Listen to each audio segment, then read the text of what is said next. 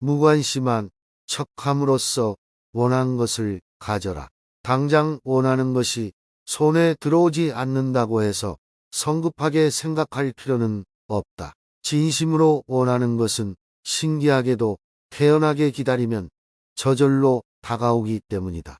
세상의 모든 일은 잡으려고 다가가면 그만큼 멀어지고 멀어지면 그만큼 다가오는 그림자와 같다.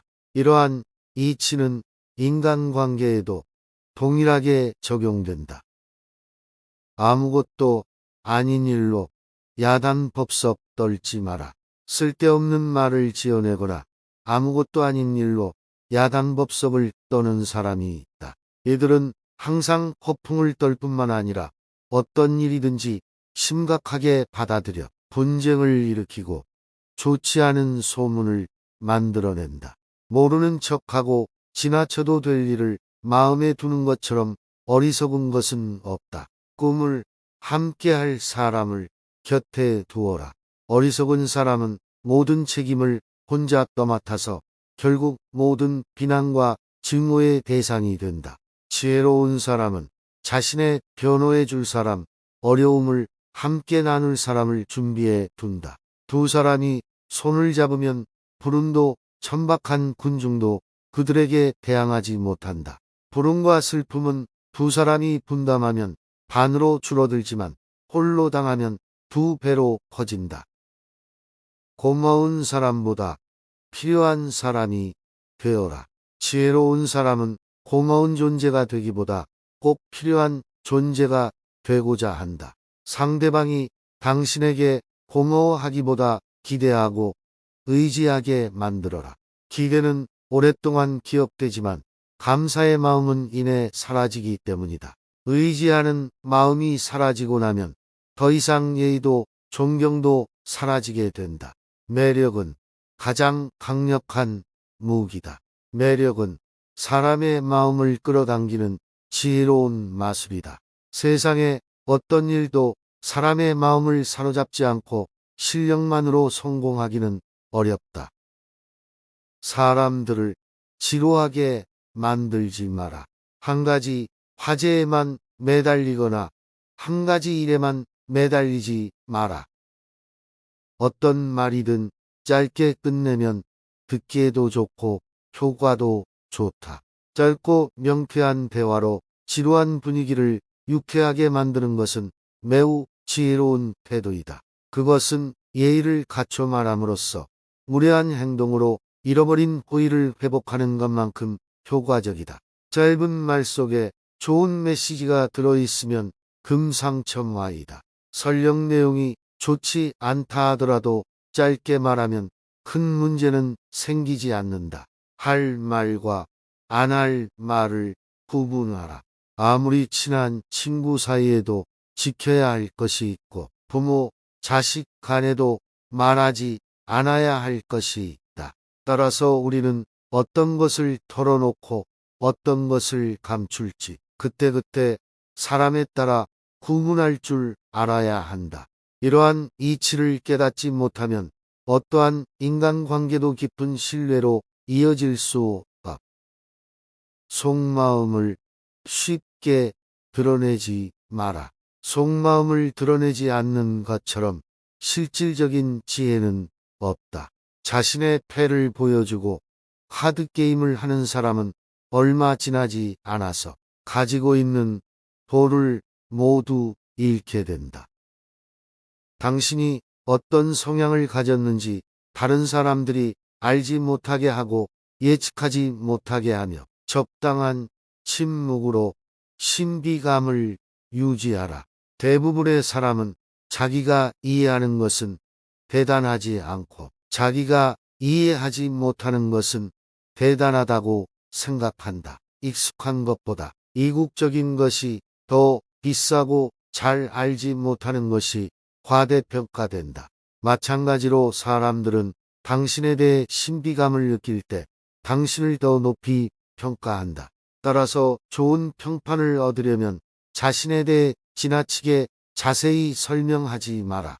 당신이 하는 말의 의미를 알아듣듯 당신을 비판할 기회를 주지 않을 정도가 적절하다. 윗사람의 비밀은 듣지도 말하지도 마라. 윗사람이 당신에게 비밀을 고백했다고 해서 당신이 그의 신복이 되었다고 착각하지 마라. 윗사람의 비밀을 듣는 것은 특권이 아니라 마음의 짐일 뿐이다. 윗사람은 아랫사람이 자신의 약점을 잡고 있는 것을 도저히 용납하지 못한다. 특히 아랫사람이 윗사람을 이기는 경우에는 한층 더 큰 미움을 받게 된다. 사람들은 자신보다 운이 좋거나 인격이 뛰어난 사람에 대해서는 부러워할 뿐 질투나 미움을 느끼지는 않는다. 하지만 자신보다 능력이나 지성이 뛰어난 사람은 시기와 질투의 대상이 된다.